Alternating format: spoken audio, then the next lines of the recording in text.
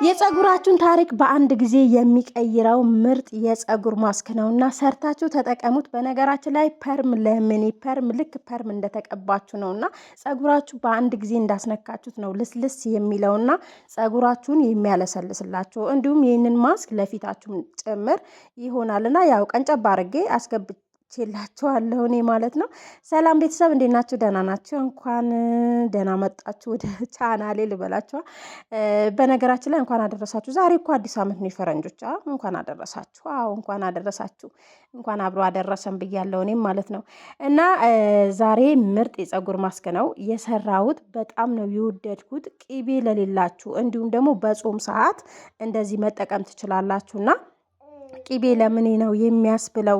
በተለይ ጾም በሆነ ሰዓት እንዲሁም ደግሞ የምሰራውን ማስክ አይታችሁት እናንተ ኮኮናት ሚልክ ከሌላችሁ ችግር ማለት ጾም ባልሆነ ሰዓት ወተት መጠቀም ትችላላችሁ ማለት ነው። በመጀመሪያ የተጠቀምኩት ሩዝ ተጠቅሜያለሁ፣ 3 ማንኪያ ሩዝ እንዲሁም ደግሞ ትንሽዬ ድንች ተጠቅሜያለሁ። በደንብ ይቀቀላል። እዚህ ጋር በደንብ ቀቅዬዋለሁኝ።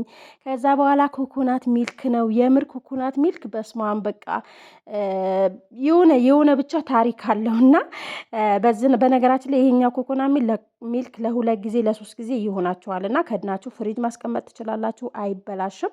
እና በመጨረሻ እንደዚህ ፈጭቼዋለሁ። ከፈጨው በኋላ ይሄንን ይመስላል ማስኩ። እንዴት ደስ እንደሚል በቃ የምር በጣም ነው የወደድኩት እኔ። ከዛ ቤቢ ኦይል ጨምሬበታለሁ። ባጨምሩበት ምንም ችግር የለውም ማለት ነው። ፀጉሬ እንደዚህ ቆሞ ነበር እንዳያችሁትና ግን ይውላችሁ በአንድ ጊዜ ሲቀባው እንዴት እንደቀየረውና ያው ቪዲዮን ቀንጨባ አድርጌ ነው። ፎሎ ማድረጋችሁን እንዳትረሱ። ቻናሌን ገብታችሁ ሰብስክራይብ አድርጉልኝ። በሌላ ቪዲዮ እንገናኛለን።